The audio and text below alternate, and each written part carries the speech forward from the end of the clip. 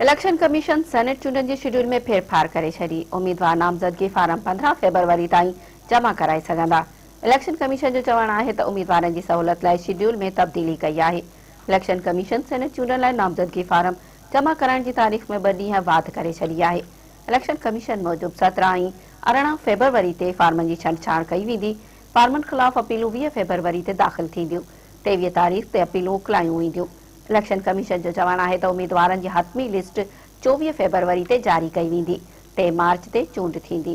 Election commission जो चवणु आहे त उम्मीदवारनि जी सहूलियत लाइ शेड्यूल में तब्दीली कई आहे। सेनेट चूंडनि लाइ मुख़्तलिफ़ पार्टियुनि जे उम्मीदवारनि तरफ़ां नामज़दगी फारम जमा कराइण जो सिलसिलो जारी आहे। वॾो वज़ीर मुराद अली शाह उम्मीदवारनि सां गॾु फारम जमा कराइण लाइ इलेक्शन कमीशन ऑफिस पहुतो। सलीम मानवी वाला शीर रहमान ताज हैदर पलवशाह ख़ान ऐं ॿियनि फारम जमा कराए छॾिया।